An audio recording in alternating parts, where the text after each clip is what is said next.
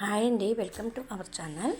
ఈరోజు మనము ఆంధ్రప్రదేశ్లోని అల్లూరి సీతారామరాజు జిల్లా అరణ్యాల మధ్య పచ్చని కొండల గూడెంలో దాగి ఉన్న ఒక పవిత్ర ప్రదేశం, అదే మత్స్యగుండం గురించి మాట్లాడదామండి.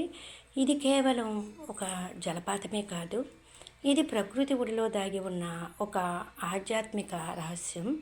ఉదయం సూర్యుడు అరణ్యాల మీదుగా కాంతిని చల్లుతున్నప్పుడు మబ్బులు కొండల చుట్టూ తిరుగుతూ ఉంటాయి.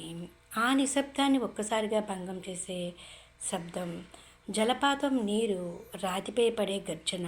ఆ శబ్దం వినగానే మనసు తెలియని శాంతిలోకైతే జారిపోతుంది. స్థానిక గిరిజనుల కథనం ప్రకారం చాలా సంవత్సరాల క్రితం ఒక ఋషి శాపం వల్ల కొందరు ప్రజలు చేపలుగా మారిపోయారట. వారు ఈ జలంలో నివసిస్తూ విష్ణుమూర్తిని ప్రార్థించారట. వారి భక్తిని చూసి భగవంతుడు ఇక్కడే ప్రత్యక్షమయ్యాడని నమ్మకము. అప్పటి నుండి ఈ నీటిలో ఉండే చేపలు పవిత్రమైనవిగా భావించబడుతున్నాయి.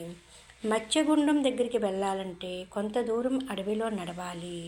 చెట్లు మధ్యగా వచ్చే గాలి, పక్షుల కిలకిల రావాలు, అప్పుడప్పుడు కనిపించే కోతుల గుంపులు, ప్రతి అడుగు కూడా ఒక అనుభవంలా ఉంటుంది. అక్కడికి చేరుకునేసరికి నీటి చల్లదనం మొహానికి తగ్గుతుంది. నీరు కిందికి పడుతూ ఒక సహజ కుండలా మారుతుంది. అదే గుండం.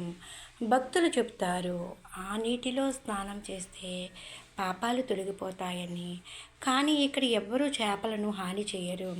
ఆశ్చర్యం ఏమిటంటే ఆ చేపలు మనుషుల దగ్గరికి భయపడకుండా వస్తాయి.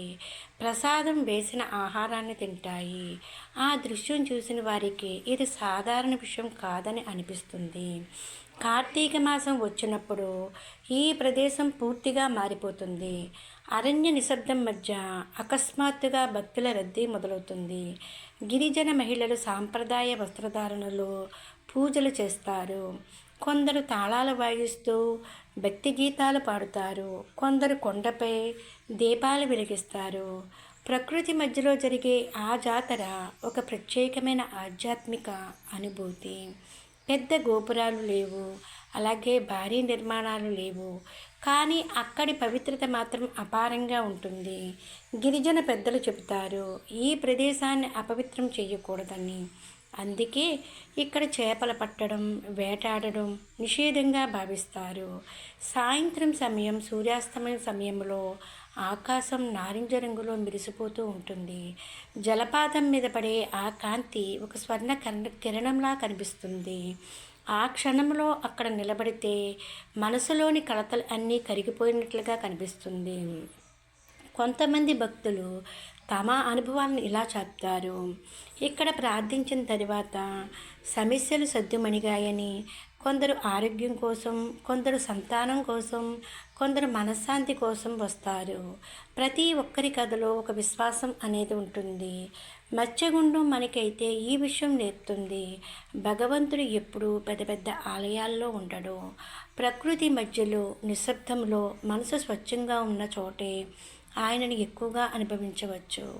ఇది కేవలం ఒక జలపాతం కాదు, ఇది భక్తి, ప్రకృతి, జీవజాలం అన్నీ కలిసి ఉన్న పవిత్ర స్థలం. అక్కడి వెళ్ళిన వారికి అది ఒక సాధారణ యాత్ర కాదు, ఒక ఆత్మానుభూతి. ఇదండి ఈ అడవిలో దాగి ఉన్న రహస్య క్షేత్రాల పూర్తి story. Please like, share and subscribe.